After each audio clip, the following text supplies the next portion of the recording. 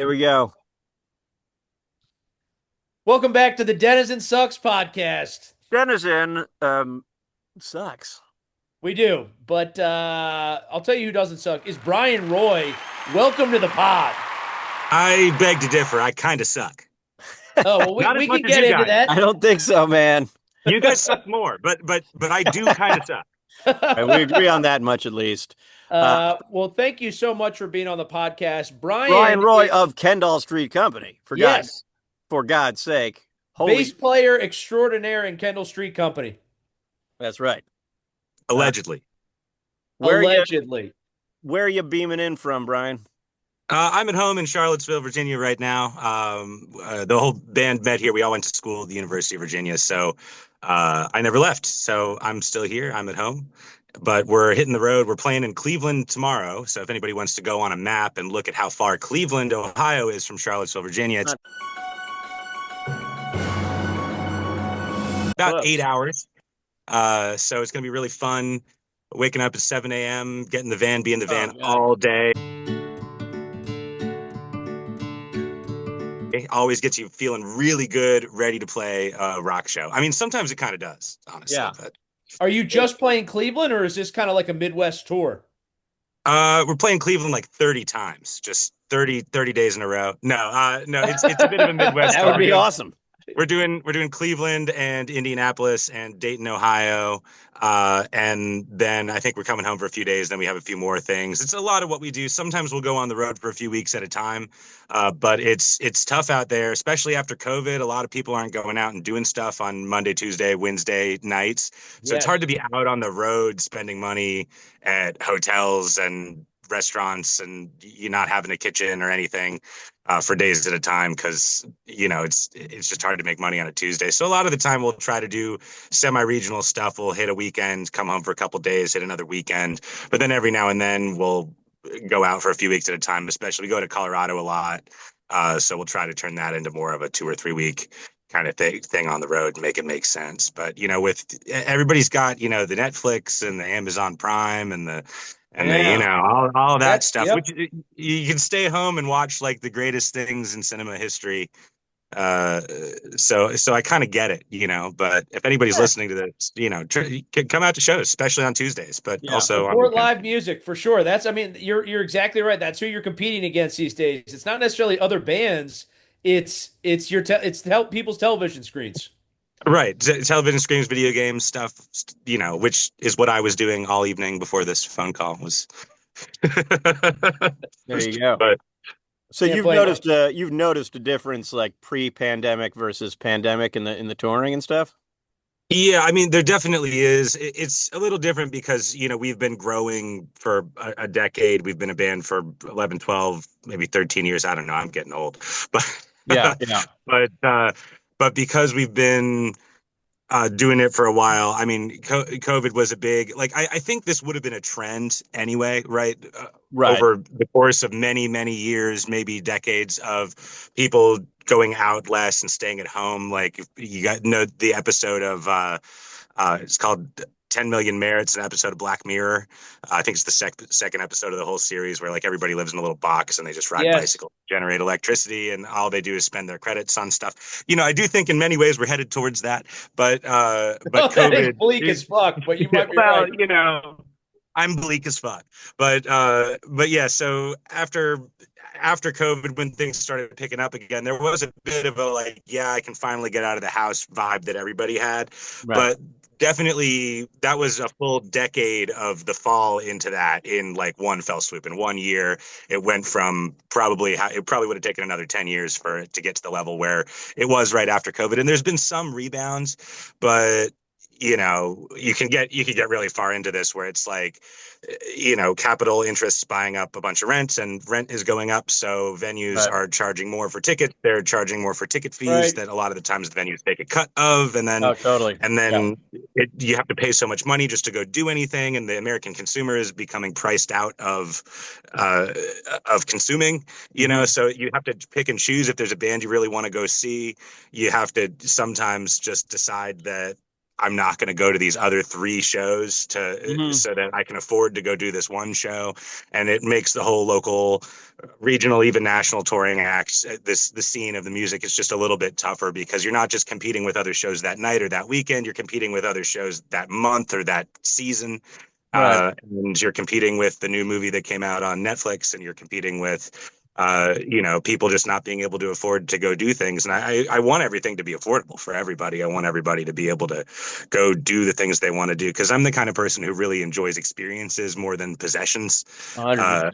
Yeah. like I like to go experience things, but and I think there's a lot of people out there like that too. But a lot of those people, including myself, if I weren't a touring musician, if I wasn't getting comp tickets sometimes to go see shows in my Right. hometown, I wouldn't be going to that show. Right. Now, that's interesting about the competition with the other things vying for your attention. I wonder if you think that these developments have impacted the aesthetics of the actual content. That like, has it made these styles of music outdated in your view? Has it hurt or is it like I don't know if you see what I'm saying? Like, is AI going to come up with new genres and just totally replace like live music? Kind of the At the opposite, actually. content level, you think it's I hope you're right. Yeah. Well, sort of. It's like, do you know there's this band that's been getting huge for the Quebecois band, Angine de Poitrine. I don't know if Yeah. I'm saying it right. The microtonal duo from outer space or whatever, but they're from Quebec. And I should be able to pronounce it because I'm in the process of getting We my need to get Canadian them on the citizenship. pod, Dave. They're I wild. will say that they may not be from outer Yeah. space. From our standpoint, they are aliens. So there you go. I Yeah. mean, Yeah. I've seen some interviews where they just beep and boop, and it's kind of totally awesome. But in many ways, I see their explosive, uh, popularity almost overnight as a factor of a rejection of AI. I think people are rejecting AI, and that's Right. why this novel Yeah. microtonal, high energy music is Yeah. not something that if you went on Suno, or I think that's the name of the app, like that would create songs. Like, it's looking at pop music, and it's you could maybe code something to create really novel weird stuff, but I don't think people would resonate with the novel weird stuff if Right. it's coming from the computer the same way as they would if it's coming from performing artists. So I do think we'll see more of that sort of thing. Not necessarily microtonal music, but Right. maybe not necessarily math rock or progressive rock, but maybe but just more things that are weirder and novel and interesting in a way, Yeah. because people get sick of the same old. And what AI does is it's just a really efficient. Like, there's one argument against AI that I always thought was funny. It was that, like, AI steals copyrighted material, and then that Right. is how it creates, right? But I'm like, that's what humans do. Like, when I go to the Smithsonian Museum and I look at paintings, right? Or when I go to a rock show and I listen to the music, I let that influence me, right? That's copyrighted material. And when I write music, I'm not infringing on the copyright of the bands that I go see and listen to. Hmm. So there's a line, and I get that with AI, they could, it's horrible. It can go and basically do all of this instantly without any learning or any process or any creativity, right? But Right. but still, it's like, to me, it's like, okay, well, that's sort of what humans do. But I do think that Yeah. there needs to be, and there will be, a big rejection of that. I think people will start using the internet less. you I know hope so. I really hope we're so. not I mean, I hope what we're you're not saying. there yet, but Um, it'll be a few years. I mean, to my mind, I think humans. I take the point that like all artists steal at some level from what came before, but I do think that there is some added thing to the creative evolution that I'm not sure AI can do. I mean, what AI can do is really analyze what has gone on before and simulate. But that's different from like, I think of like Bob Dylan and Woody Guthrie, right? Like he absorbed Woody and was doing his folk thing there, but he definitely added to the picture with, he took in other elements from symbolist poetry and all this other stuff, and he definitely advanced. I'm not sure AI could do that. I hope not. Well, Uh, it can and can't. Is like, the thing is, I do think that the A part of AI, the artificial part, is a bit of a misnomer. I don't right, really believe in artificial being the correct, verbiage for it, because I think that, like, I don't believe in free will. the band jokes about how I always bring that up in everything that I do because I do Quite a think it's choice not important to to believe in free consider. will. But like I think that we've created a different type of intelligence, and it's much less efficient than humans in a lot of ways, and much more efficient than humans in a lot of other ways.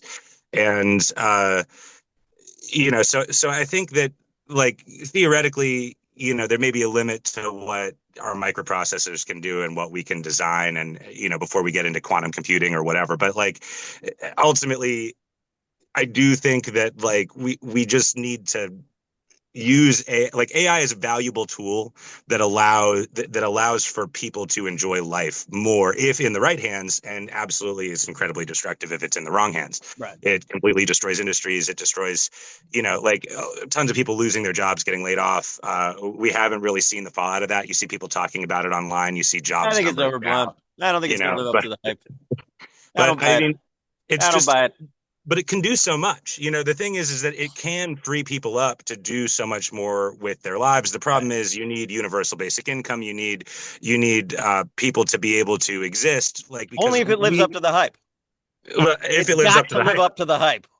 I mean, I don't know, man. it sort of does. It sort of doesn't, but it's really new. Like it's kind of wild how Yeah. like 3 years ago this wouldn't even be a conversation. Maybe even 2 years ago, right? Like early AI stuff. Like I Yeah, this is remember a I downloaded banned it. podcast, by the way. So yeah, we're doing All right, great. rock and roll, rock. Yeah, Like that's what I mean. I exactly. always, Yeah, I yeah. always take it to there. I like to talk about the industry God and the bless, man. people No, and I'm the all about it. stuff. I'm all about it.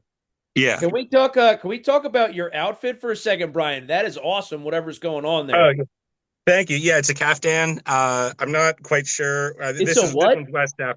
A caftan, Kaftan. It's kind of a catch-all term for like a men's tunic. You see them a lot in equatorial regions. Okay. A lot of the ones I have are Moroccan. There's some that are more south in the West African range. Some are more Asian, Southeast Asian.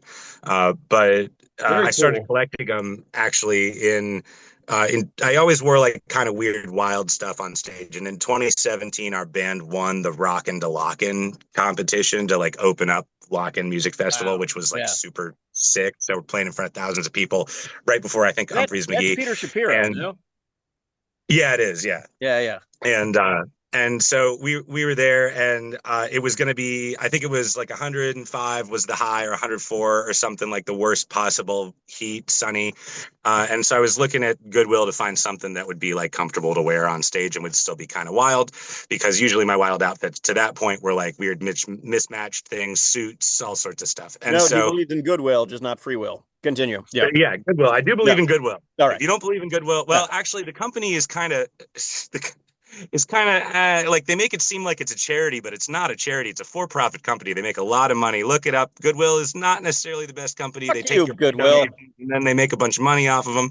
But you can find some really good shit there. So, All right. you gotta, I usually enjoy just dropping off my garbage, essentially my recycled, not really garbage, but like yeah. just whatever You could also in go, my but you closet. could also go to like the SPCA rummage thrift and donate your shit, and then the stuff is going to help save animals instead of going to help line the CEO's pockets. But the same thing as I like a chicken sandwich, I'll go to Chick-fil-A, even though I hate the ownership. So there's you There's can't beat them trade-offs. in the U.S. today. but, Hate the uh, game, not the player. yeah, Oh, good cliche. well, I Good mean, cliche. you can hate the game, man. You can hate the player, and then you can Hate it hate yourself all. for playing the game, and just hate everything. If there's one thing anybody takes away if they're listening to this, is that it's okay to just hate. It's okay to just hate everything. Let it all out on stage, That seems rock and very roll. egalitarian. Yeah. Let it all Exactly. out on stage. That's right. Speaking of on stage, Brian, so your next gig is this weekend in No, Tomorrow, yeah, tomorrow. yeah, oh Next gig yeah, is tomorrow in Cleveland, tomorrow. yeah, Ohio. yeah. Amazing.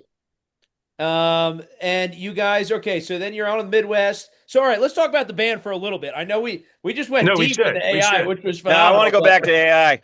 Well, it's a podcast. I don't know what we're talking No, about. it's You guys, awesome, dude. It's awesome. no, we can talk get about me whatever going in you the want, direction but you I want. I do want to talk a little bit the band. You have an awesome band, and so you mentioned you guys started in Charlottesville. So one of the questions I had is obviously the Charlottesville, huge, rich music history. Of course, Dave Matthews came You guys out of must there, but a hate number of Dave other Matthews, bands. man. So one of the questions I had for you, it was like, did you kind of feel like, hey, because of the music scene that was before you guys in Charlottesville, did you feel pressure to kind of intentionally want to sound different? Or just kind of talk us through a little bit of kind of the influence of Charlottesville itself?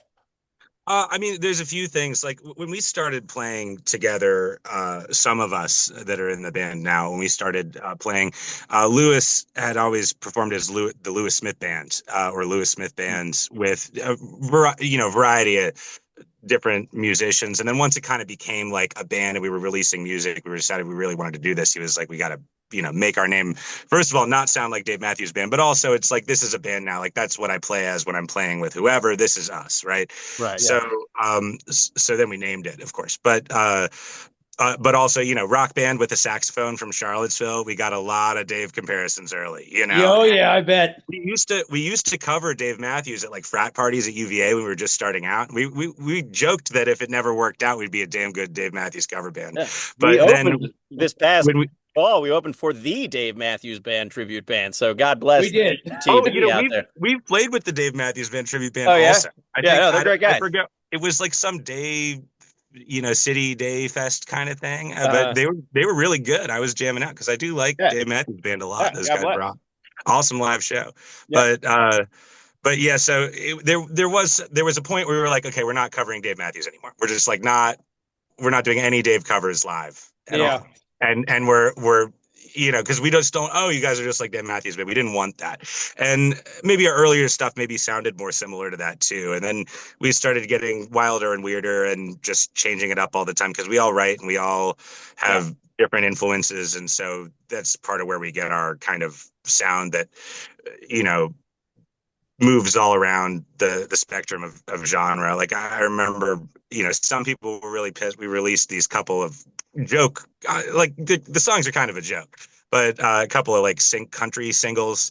One's called some kind of party in here, and the other's me and my Uh-huh. lady. And the chorus is, freedom is a Chevy pickup truck.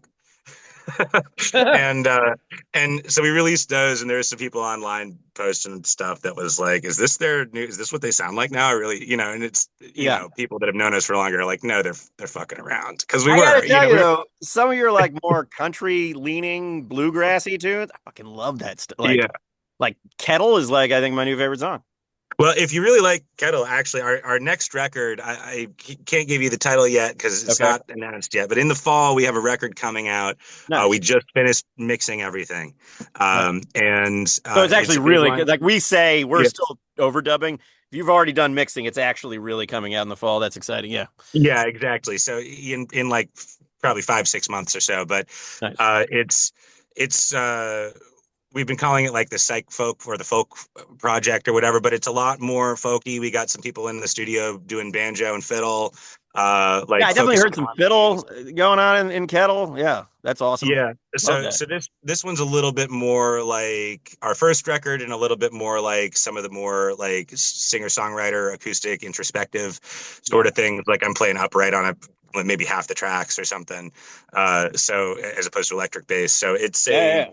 it's a bit of a pivot from our most recent projects and releases, and actually we have a single coming out in less than a month called So Will the Robots Be. That's awesome. We recorded it with Ah, Dave Schools from Widespread Panic, the bass player of Widespread Panic. He produced it. hell yeah. uh, Yeah. yeah, I noticed that. and this one is it's very rock. It's kind of radio rock but like psychedelic, like got Uh-huh. a little bit of Dopapod or Crumb kind of sound to it. But so that's coming out soon, and that's different. But we do have this record in the fall that's going to be really. I mean, it's phenomenal. I think it's absolutely phenomenal. But it is like definitely more on the songwriting, the lyricism kind of stuff. See, that's my cup of tea, frankly. But what's talk to me a little bit about the like the difference there, electric versus upright. I mean, where are you more at home, and what motivated that change on this to sort of more of a country upright kind of thing? Well, I'm definitely more at home on electric bass at this point, but I grew Okay. up playing upright. I was an upright bass player all through, like from fourth grade all the way through college. Yeah. And I was in the Charlottesville Symphony. I did mostly classical music, didn't do a lot of jazz. I would do some Like bluegrass bowed also. stuff.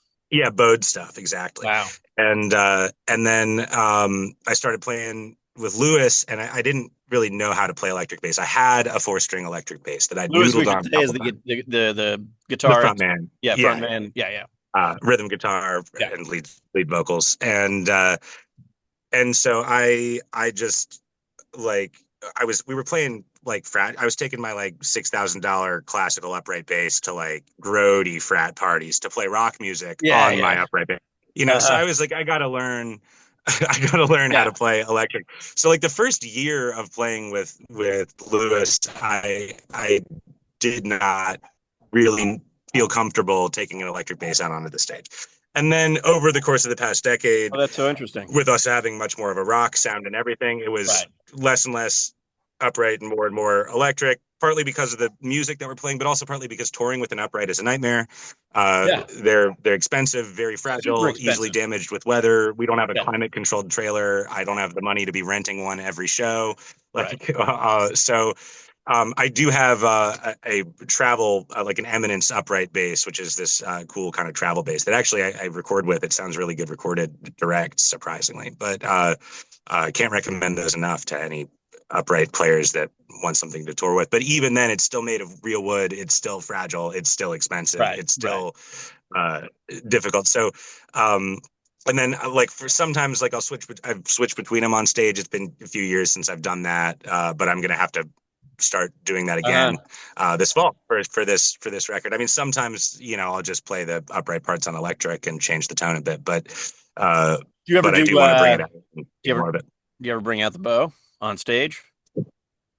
Yeah, I definitely have a few times. Yeah. Sometimes there's extra sound concerns with like feedback and stuff when you're doing Okay. bowed parts, Right. and also like bowed parts, then you kind of lose the bass. So it's like you don't really want a ton of low Right. bowed bass. Like I can do my Eminence is actually a 5-string that I have strung with a high C string, so I can get some I cello kind of noticed lead that. stuff going. Yeah, yeah, that's interesting. But You do it up to a C or something? only on the upright. On my On the electric bass, I have the Yeah. low Yeah, B. yeah. Uh-huh. But the low B on an upright is like so low. I mean, there's even in classical music, it's almost like never used. Some people will get extensions that extend the E string down to like a C or a D, Uh-huh. because usually the lowest you're ever really going is a D. But the reason why it's called a double bass or contrabass or I Hmm. mean, people call it an upright bass, but it's also called the double bass is because it was initially like a string quartet, two violins, viola, cello, and Hmm. then they added a bass to a chamber orchestra, and that was doubling the cello part. And Huh. actually, basses are natural transposing instruments. They transpose down an octave. So they'd hand you the cello part, and you'd play as best you could the cello part because some cello parts were written in a way that was almost impossible on bass at the time. This is 300 years ago, right?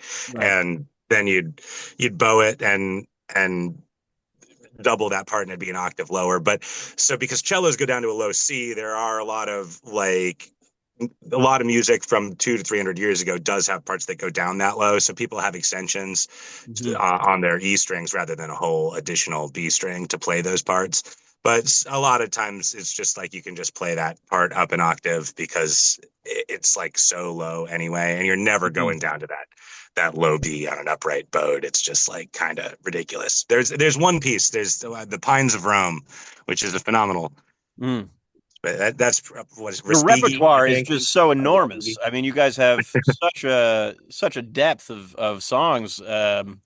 I was sampling some of them in preparation for this, but they just go on and on and on. Very prolific.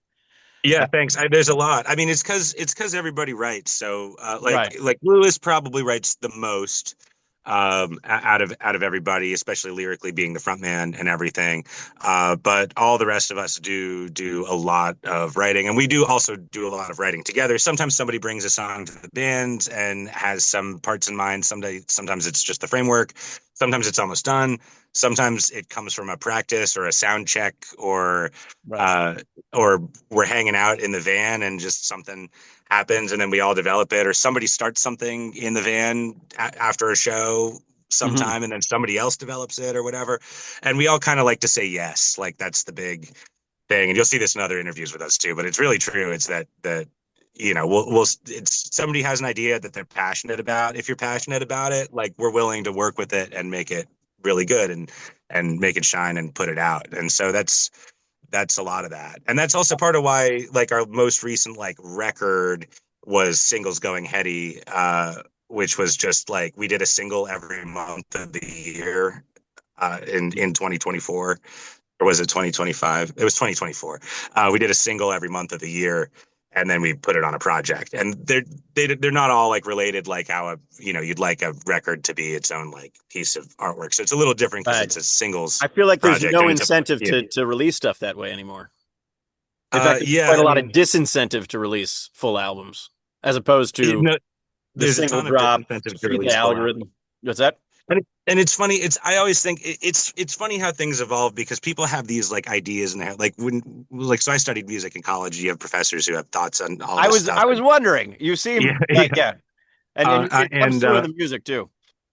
but people have these ideas about like one of the easiest examples is like what musicians wear on stage, right? Like today there are a lot of people who have an opinion about pants.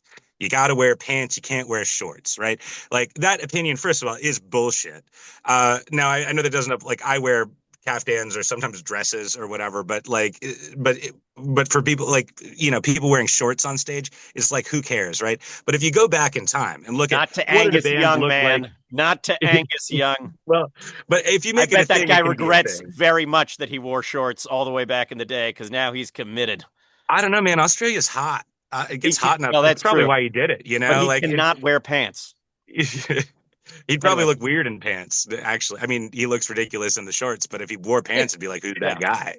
I'm sorry to But cut you to have cut you oh, off. you're good. Saying But about yeah, long story yeah, short, like 60, like 70, you got it's 2026, like 70 years ago, right? You look at bands, Dave Clark 5 or whatever, even early Beatles, they're wearing suits, right? Like full suits with the tie. But the early Beatles, they stopped wearing the tie. They might have even unbuttoned the top button, right? And then you get to the late 60s and you got people sometimes in jeans, but usually still a button down shirt, but not with the suit jacket. Then you get into the 70s, then you're definitely in jean territory, right? And now you lawlessness. don't have to button the shirt up all the way. And like now we're finally at the point where you can wear whatever the fuck you want on stage, except shorts aren't cool, pants are cool. Right, And it's right. just like, I'm like, you can look at this whole history of this evolving, and it's Yeah, just yeah. like you're on the wrong side of history if you think you can't wear whatever the fuck you want on stage. Who cares, Right. right? You can wear fucking cargo shorts with 30 pockets and flip Let flops me tell forever. you, we got a lot of flack in our early days for what we wore. I don't know if Pete will remember, but Oh yeah, I there was do. a lot of Uh, a lot of there button was down stuff. Apparently, is not cool. I don't know. yeah, I'm I not had really some thinking button about it too down, much. tucked in shirts. Ryan, I want to go back to a point that you made earlier about, you guys obviously have a prolific a number of songs. You all kind of contribute to songwriting, and you've kind of described yourselves as being kind of like yes people, which is Yeah. awesome to have that mindset. But in a previous interview, your sax player mentioned that your dynamic is not without its tensions. And there's disagreements over art, of course, like any band's going to Oh have yeah. that. But I'm wondering if you can like point to a specific song that was like a massive battleground, either in studio or rehearsal before you guys finally like found a solution to it. Oh man, I don't want to bring up that trauma. No, I mean, like We want you to there's bring some of it out. honestly, it's happened a lot of times, so it's Yeah. hard to really pull one out my ass and go like that was one. But like a Yeah. lot of the time, what happens is somebody really falls in love with a part. Sometimes that happens because we'll start playing a song and we'll play it live before we play it in this before we even go record it or plan on recording it, and we play it live, and then we're in the studio and somebody does something and somebody's like, I really don't like that part right there, and they're like, well, I've been doing it live, why didn't anyone say anything? And it's like, well, it's a whole different ball game live. You're not necessarily hearing it the same way. It's not necessarily playing the same way, but in this right here, that's not there. And so every now and then it can be something as small as like a note on in the guitar solo or the saxophone solo, like there's a specific note that's like, we really don't like that one note, Yeah. or something. I mean, it could be that, it could be on any instrument, it could be on my bass parts, whatever, like. But so sometimes it has to do with just one really small specific thing. Sometimes it's a much larger thing with uh like how the lyrics come off or how they play. Usually like we get along but incredibly well, but it's like being married to four other Right. people, or Yeah. we're We like know. siblings, but it's like, it's So it's just kind of like, you get over it and you deal with it and whatever. But like, there definitely have been times where we've been like, oh man, this is just like you're slogging. Like this one part is taking so much like you paid for the Right. studio and it's taking so All much right, of your Brian. Now time. we want to name You names know? and get really gossipy. Now, who's on your mind right now? Who's the? I'm kidding. I'm Not, kidding, of not course. really one. It really depends because sometimes it's like when somebody brings the song forward, right, and then they're really passionate about something on it, and then someone else is really wants to change something on Right. that. It can just become a very tension like Right. kind of thing. And then we're trying to like vote, there's five of us. You try to like majority vote on something, and it's like that's not the best way to make art, No. right? Like a No. majority vote It's doesn't very make the bad, best way. actually. Yeah. And we've gotten better. Like early on, we didn't really know what we were doing. As we got more into it, we were really hyper analyzing everything that we were doing in the studio and otherwise. And I think we've kind of come around. And Yeah. at this point in our career, we're kind of like, hey, we are too many cooks in the kitchen is not a good way to make a good dinner service, right? Like, so Right. it's like trusting other people and their opinions and their views. It was awesome working like the first time we've ever really worked with like an outside producer, like not totally the first time like we've had people co-produce with us, but like And for God's working with sake, Dave Dave School, Schools for Dave these Schools, last right? two. Yeah, for with these last two singles, the one that just came out and then the one that comes out in a month. Uh, that he having him in the studio was great because we were just like, should we do this? And he was like, yeah. And then we were like, great. And we were like, what do you think about this part? He's like, cut it. And we're like, great. Like it's just like we're Yeah. Yeah. It's paying like a someone to marriage work. counselor. We're Yeah. paying someone to be in the studio with us to Right. like cut the crap. And then if he says it, it's just like, all right. He says his ears tell him that part sucks. I'm done with it. Like I went in to do background vocals on So Will the Robots Be, and like it's just this one was brand new. This one was You like just maybe get the the fastest robots to do that. process. Exactly. It is kind of an anti-AI song in some ways, but we had that song was that came together like the four of the five of us got together like 2 days before the studio session and like hashed out this song that Lewis started putting together a week before the studio session.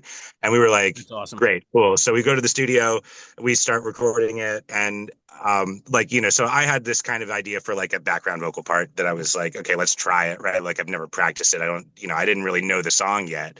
And so I go in and I sing the background on the parts of the background is, and I'm like, hey, what do you think about it here? And what do you think about it there? And he's like, I think we don't need it on the first two lines, but on the second two lines, we'll put it there, and then that's gonna sound really That's good. so And I'm like, great, tremendously cool. cool. Now I'll spend the next 15 minutes nailing those lines, and then we'll Yeah. put it in and see what it is. And it sounds really good, I think. But That's so awesome and helpful. but it Listen, yeah, we are very classy and we have the cheap Zoom, so that means we are going to run out of time. And cheap before Zoom. cheap Zoom, it's the way to do a podcast. I'll tell you what. Um, we got about 4.5 minutes left. Want to throw in a quick lightning round for you. All Um, right. if you're ready, just first thing that comes to mind. So first of all, best live music, or let's put it this way, your favorite live music venue to play in Charlottesville. In Charlottesville, I really like playing at the Jefferson Theater. It's just the venue of that size. The Red Light does kind of like there's like one venue of every size. So you have the Southern that's 300 people and the Jefferson that's 700 people. And I love playing at both of those places, but my favorite to play at is the Jefferson probably. The Jefferson, nice. Favorite live show moment, first thing that comes to mind. Favorite live show moment? I mean, God, I did love that Rockin' to Lockin' in 2017, but it's coming to mind because we talked about it already. So Well, I don't that's know if that fine. Oh, good. We 10 we yeah. years almost 10 years. Yeah. Oh God, I'm so old. So are I mean, I'm we, man. 33. I'm not old, but like, Oh yeah, we got you beat. Uh, yeah. Yeah. track you're proudest of could be already out there, could be upcoming. The track live or studio, the track. First thing that comes to mind, track you're most proud of. Oh, songs are like your children, and Yes, you they're might all have some equally. children that go to Harvard and some children that We drop out of love high all of school, our but you children. love all your children. So Yes, it's hard to. don't make. That's Uh, tough. I don't know. There's some well, really you good you can love them television and be stuff. proud of some, maybe more than others. I think that's consistent. Yeah, I mean, I don't know. Wine Glass Television live I love sometimes that song. can really hit. That's like such an awesome bass groove in there. Yeah, Like, and it can kind of go anywhere. was You that know. was that your baby? No, that was well, actually, Wine Glass Television was like Lewis and me, a lot of teamwork on that one. Lewis actually wrote the main do do do do do do do do do Yeah. do do do do that part. Lewis wrote that, but that was a lot of teamwork on Wine Glass Television. But Lewis started it for I sure. literally have in my notes awesome bass line on Wine Glass Television. So yeah, But yeah, awesome, awesome tune. Something about the band that you would like us to know that we might not know from the music and from anything. Just you like cats, or you're a mountain biking team or something. I don't know, something we we would. love cats. Don't Okay, really mountain bike. I mean, we do love. We have a lot of songs. We have Cats in the House. We have Uh, my man's with a funky cat. We got a bunch of songs about cats, so we do love cats. God bless. But I feel like people know that. Something people don't know. Something people might not know that you would like them to know. Uh, I don't know. I'm such an open book, man. I feel like everybody knows it. At Oh least if you boy, ask me something, fair enough. I'm giving like cop outs to every single thing in That's the life no, right now. that's something I didn't know that you're an open book. So now I know. Yeah, no, I I need thought to you shut were up sometimes. very, yeah, no. Listen, Brian, We got 1 minute left. we have 1 minute left. I just want to thank you so much for coming on the Denizen Sucks podcast. Good God, Kendall Street Company. Check them out. We are so excited to have you, and we hope maybe you come back sometime with the band. And in the meantime, the album is dropping in the fall. The album will be dropping in the fall, but the next single, "So Will the Robots Be," is out on, I believe, June 23rd. Oh no, it's probably June 26th or something.